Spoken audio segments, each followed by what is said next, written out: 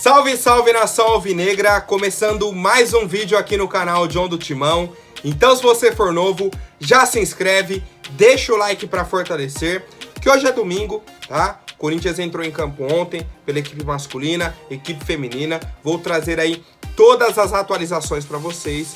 Então, rapaziada, ativa o sininho de notificações.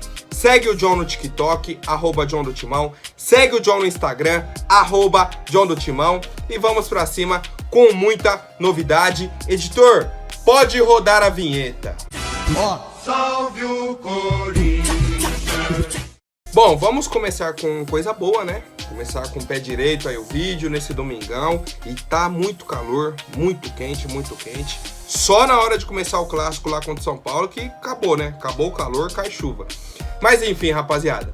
O Corinthians estreou ontem no Campeonato Brasileiro Feminino, tá? Contra a equipe do Bragantino, lá na Fazendinha um jogo. A gente venceu por 2-1, tá? Jogo aí que o Corinthians venceu de virada. A gente saiu perdendo aí pro Bragantino logo aos 15 minutos do primeiro tempo. O Corinthians empatou com a Miriam, tá? Que ela recebeu a bola na entrada da área, cruzou, tá? Teve um desvio, tirou a goleira da jogada, empate do Corinthians.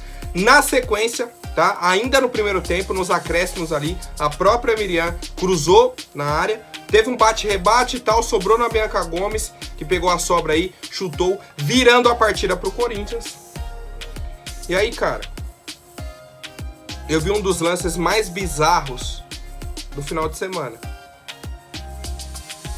A Juliette, no segundo tempo, no começo do segundo tempo, recebeu uma bola na ponta esquerda, tá? O Corinthians teve uma troca de passes ali, bola na Juliette na ponta esquerda, ela foi cruzar,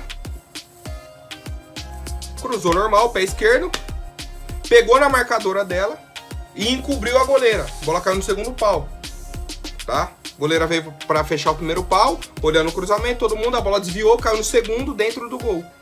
E anularam o gol do Corinthians. A principal e única pergunta, na verdade, é o motivo da anulação. Que ninguém sabe. Ninguém sabe. Por qual motivo anularam esse gol? Não tem uma explicação. Não estava impedido. Foi um lance normal, tá? Veio um cruzamento, desviou e entrou. Acabou. Acabou. A arbitragem, na súmula, nem relatou esse gol anulado. Passou batido na súmula. Aí eu quero saber da CBF o que aconteceu nesse lance. Se vai vir alguém explicar o motivo dessa anulação. Desse terceiro gol do Corinthians que foi anulado, né? A gente venceu por 2-1. Só isso que eu quero saber. No mais, ótima vitória do Corinthians, estreando aí com o pé direito no Brasileirão. E vamos por mais, rapaziada. Comentem aí o que acharam dessa partida. Agora, falando sobre o clássico majestoso que aconteceu ontem lá no estádio do Morumbi. 1-0 São Paulo, gol do Caleri, tá? Um gol com 1 minuto de jogo. Menos de 1 minuto, né, na verdade, 52, 53 segundos. Primeiro, para contextualizar quem não assistiu, o jogo estava marcado para 4 da tarde. Era 3h55, tava um sol de 30 graus em São Paulo. Um sol fortíssimo o dia inteiro. 3h56, fechou o tempo, começou a chover granizo. Simplesmente caiu o mundo. Muita chuva. Caiu energia no Morumbi e tal. E ficou. Começou o jogo por volta de 4h10, se eu não me engano. Deu uma atrasadinha, né? Começou a partida, tá? Então o jogador perde um pouco desse aquecimento, dessa concentração. Vai voltar pro vestiário, não vai ter jogo normal. Começou o jogo. São Paulo saiu com a bola, já foi pro ataque. Tem um lateral. Na cobrança do lateral, vai pra linha de fundo. Vem o toque pra trás, o Caleri domina sozinho dentro da área e faz o gol. 50 segundos, 1-0 São Paulo. Tá? E esse gol simplesmente determinou o rumo da partida. O Corinthians demorou a entrar no jogo, demorou a entender que tava num clássico, demorou realmente a gente tá perdendo o jogo, o tempo tá passando, vamos! O Corinthians entrou no jogo, era 30 do primeiro tempo. Aí teve uma ótima oportunidade com o Paulinho, tá?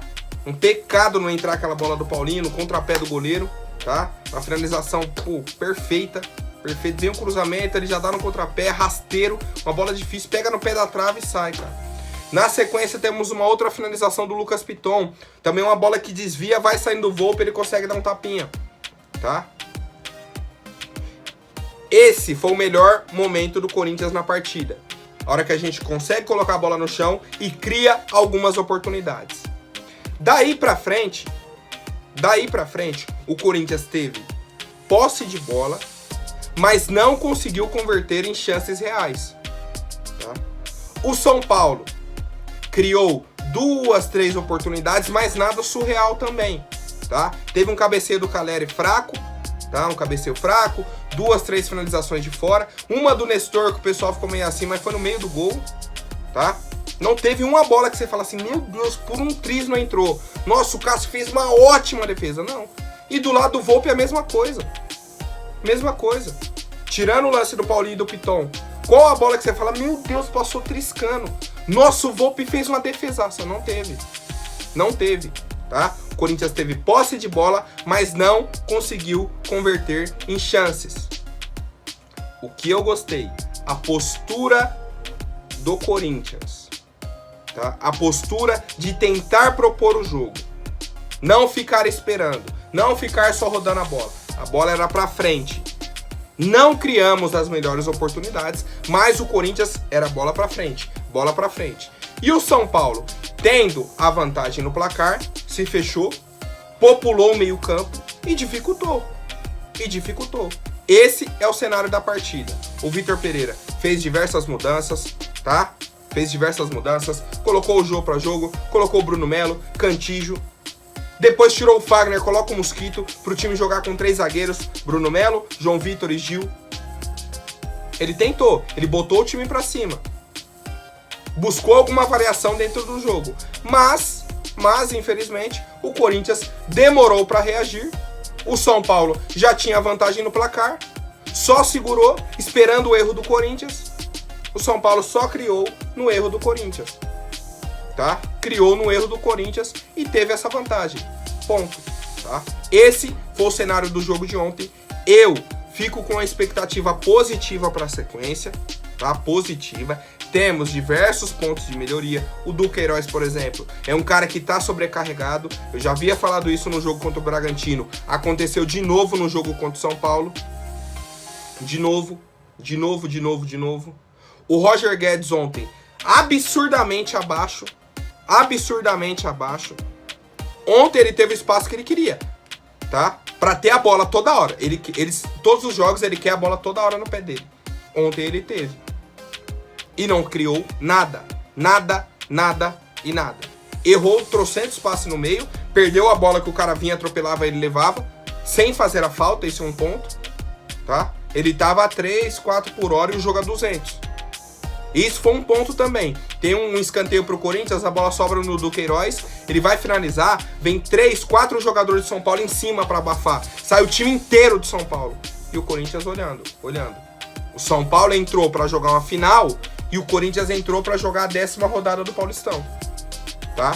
Isso também foi um reflexo da partida, mas assim, como eu já havia falado durante a semana, é um clássico com certeza. Não temos dúvidas disso. O São Paulo entendeu o tamanho desse jogo e por isso venceu. O Corinthians não tinha entendido o tamanho do jogo. Mas não é motivo algum para criar alguma crise ou algo nesse sentido no Corinthians. O Corinthians já está classificado. O técnico chegou agora, tá? Inclusive gostei das substituições, das mudanças que ele trouxe. Vou falar aqui da coletiva dele e a gente debate aí durante o vídeo. Quero saber, rapaziada, o que vocês acharam da partida de ontem entre Corinthians e São Paulo, essa derrota do nosso clube. Lembrando que, desde 2017 que o Corinthians não bate São Paulo no Morumbi. Quando que o São Paulo ganhou do Corinthians na Arena? E mais, dentro do Morumbi a vantagem é do Corinthians, tá? Tamo junto. Bom, agora vou trazer as entrevistas, tá? Pra gente debater um pouco aí sobre essa partida. Primeiramente, a do Renato Augusto. E, cara, o que ele falou foi exatamente a leitura que eu tive, a leitura do próprio Vitor Pereira e de diversos torcedores, cara. Não sei se foi a razão principal da derrota, mas acaba desconcentrando um pouco. Ele falou sobre a questão da chuva que atrasou o jogo. O gramado estava muito molhado e entramos desligados. Qualquer um dos lados poderia ter aberto o placar e fica de aprendizado. Acho que foi muito parecido com o jogo do ano passado. Entramos desligados e tomamos o gol com 1 minuto. Depois tem que correr atrás, tentamos em um campo pesado, choveu muito e a bola não entrou. Comentem aí, rapaziada. Pra mim foi exatamente isso que o Renato falou. O Corinthians entra desligado, São Paulo com 1 minuto faz o gol. Falou, ó, é isso. A vantagem é nossa, quem tem que correr agora é o Corinthians. Tá? Deixa o Corinthians buscar espaço, na hora que errar, a gente arma o contra-ataque. Foi isso. Se o Corinthians empata o jogo, por exemplo, no gol do Paulinho, é outra partida. O São Paulo tem que propor também. Vai dar mais espaços. Mas não, enquanto o São Paulo teve a vantagem no placar, que foi durante 89 minutos da partida, ele ficou atrás. Agora, rapaziada, vamos falar aí sobre a coletiva de imprensa do Vitor Pereira, muito comentada aí pela nossa torcida. Cheguei a postar um trecho ontem no meu Instagram, tá? Que eu acompanhei a coletiva dele. Ele falou que o gol, no começo, condicionou totalmente a partida, tá? Ele falou, ó, tivemos essa desconcentração. Enquanto o São Paulo entrou no jogo desde o primeiro minuto, nós demoramos para reagir. Quando reagimos, já tínhamos concedido o primeiro gol. Simples e objetiva a análise dele. Logicamente que ele falou bastante aí sobre esse momento. Uma coisa importante que eu gostei da fala do Vitor Pereira. Ele falou, ó, o time do Corinthians não pode jogar com bloco baixo. Não pode. Tem que jogar com bloco alto. E mais, linha de ataque colada na linha do meio campo, que tá colada na linha de defesa, e o Cássio adiantado, tá? E o Cássio adiantado, que foi o que a gente viu ontem.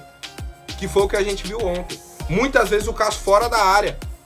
Por quê? Porque nossa linha de defesa estava no meio campo. O Cássio tem que fazer esse papel de líbero. O zagueiro tem que ter a confiança de uma cobertura do goleiro, tá? Isso, logicamente, o Vitor Pereira vai trazer nos treinamentos, vai aprimorar, mas assim, só dessa orientação dele falar, ó, o Corinthians não pode jogar em bloco baixo, porque é um time muito técnico. A bola tem que estar no campo do adversário. A gente tem que estar próximo do gol. Não é time de correria, de armar contra-ataque. Não, é time aqui, ó. Qualidade, abrir espaço no meio campo dos caras para infiltrar uma bola e conseguir finalizar.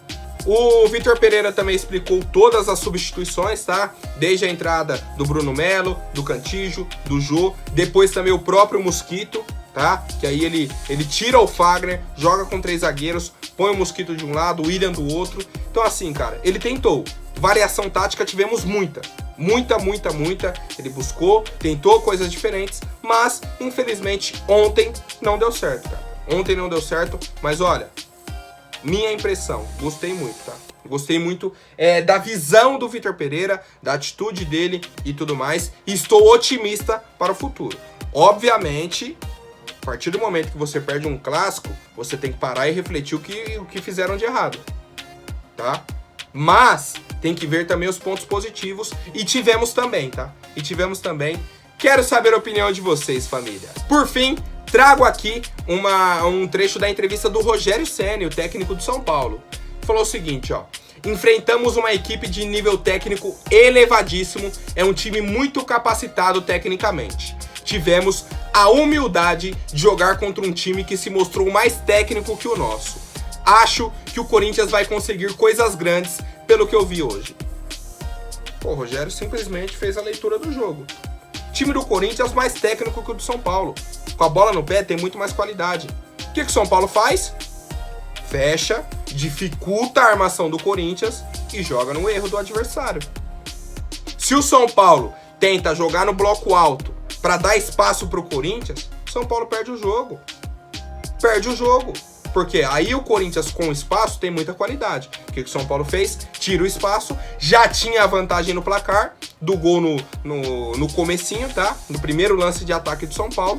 E isso deu a vantagem, foi o que condicionou a partida inteira. Mas assim, o Rogério finaliza com a seguinte frase: acho que o Corinthians vai conseguir coisas grandes pelo que eu vi hoje. Aí é um adversário falando, um técnico de um rival que analisou, que estudou a nossa equipe, que venceu a nossa equipe e entendeu a dificuldade que a gente gerou, tá? Então assim, concordo com o Rogério, o Corinthians tem muita margem de crescimento e, cara, qualidade não falta pra gente. Comentem aí, família. Bom, agora quero trazer aqui um comentário do Neto que pra mim chega até a ser um pouco absurdo, tá?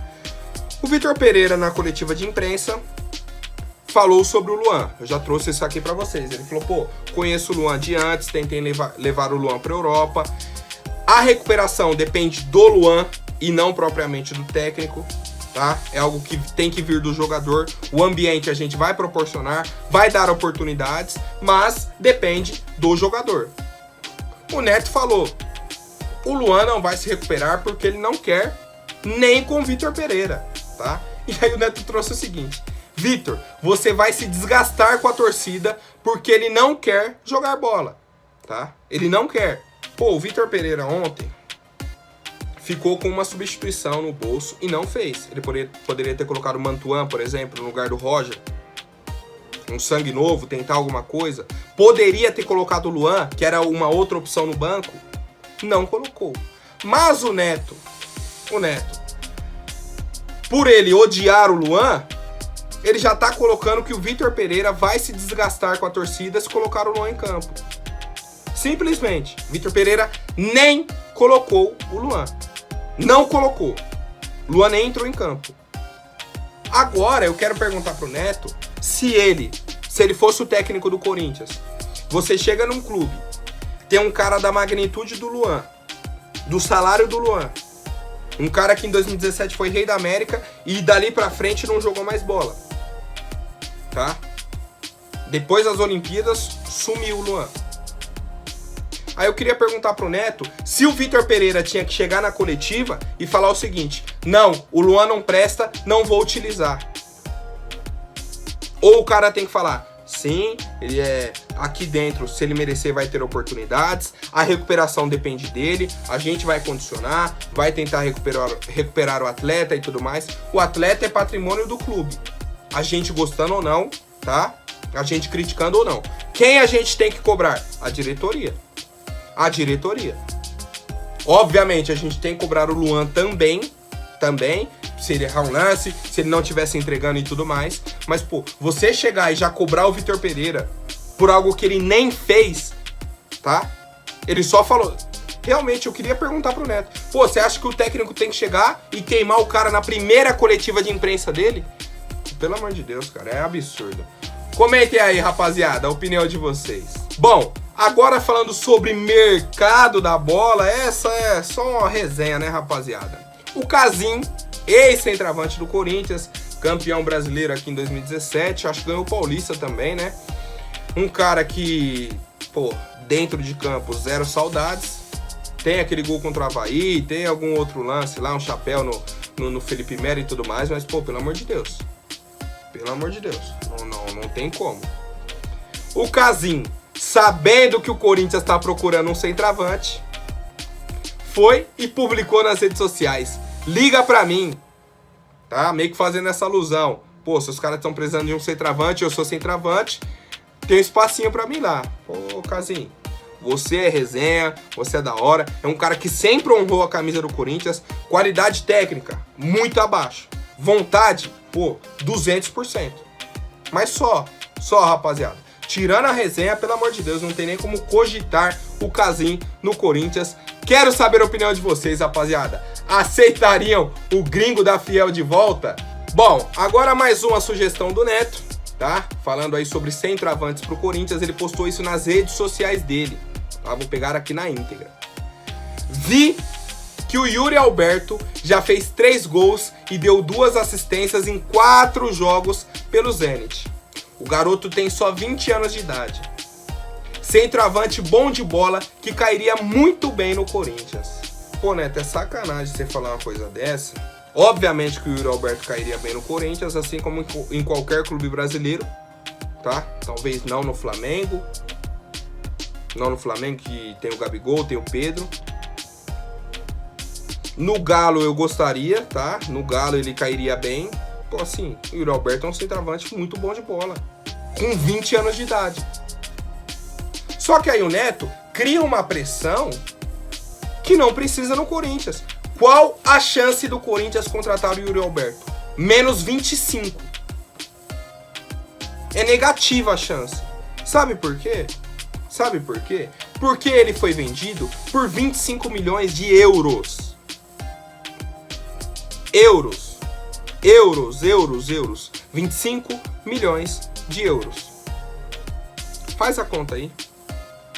Você acha que o Corinthians tem condições hoje de pagar isso num jogador? Não tem. Então por qual motivo você vai criar uma opção pro Corinthians é o Yuri Alberto? Logicamente que não é opção pro Corinthians. Nunca. Não é. Tá? É isso que eu tenho pra falar, rapaziada. Quero saber a opinião de vocês. Obviamente o Yuri Alberto, muita qualidade. Mas, cara, fora da nossa realidade. Agora, rapidinho, antes da última notícia, vou pedir pra quem não for inscrito, se inscreva aí embaixo e já deixem o like pra fortalecer. Rapaziada, agora falando sobre um centroavante que sim, está dentro da nossa realidade, o Matheus Peixoto, tá? Atacante aí do Metalist da Ucrânia. Brasileiro, tá? Está na mesma situação do Pedrinho, do Maicon e de outros jogadores, David Neres, que saíram da Ucrânia por causa da guerra, retornaram ao Brasil, tá? Ele foi destaque aí do Juventude na temporada passada, marcou 12 gols. Foi pro Metalist da Ucrânia, em 19 jogos já marcou 15 gols, então a média dele aí é muito boa, muito positiva. A questão é a mesma do Pedrinho e do Maicon. O Metalist da Ucrânia vai liberar o jogador até o meio do ano, ou o Corinthians poderia negociar com ele até o fim da temporada, tá? Já é um jogador no radar do Corinthians. Não tem negociação ainda, não tem nada avançado, não. É um jogador que o Corinthians está avaliando. Características, tá? Posicionamento, leva para a comissão do Vitor Pereira. Pô, o que vocês acham desse nome? Caso seja aprovado, o Corinthians pode entrar em contato com o empresário do atleta, entender a situação no Metalist. Pô, eles vão liberar até o fim do ano? Ou não, só até o meio, que é quando acaba a temporada europeia. Para aí sim, o Corinthians pensar em uma negociação. Eu conheço pouquíssimo desse atleta. Muito pouco mesmo. Não tenho nem embasamento para dar uma opinião. Pelos números, tem qualidade, é fazedor de gols. Agora, se é a característica que o nosso clube está procurando, que a nossa comissão avaliou ser a necessária, não sei, tá? Isso eu deixo para a nossa diretoria, mas quero saber a avaliação da torcida, se valeria a pena o Corinthians fazer uma investida pelo atacante Matheus Peixoto do Metalist da Ucrânia, lembrando que ele tem apenas 26 anos, viu? Idade muito boa para nossa equipe. Fechou, família? Por hoje é isso. Amanhã eu volto com mais notícias sobre o nosso Coringão. Até mais, um forte abraço e vai Corinthians!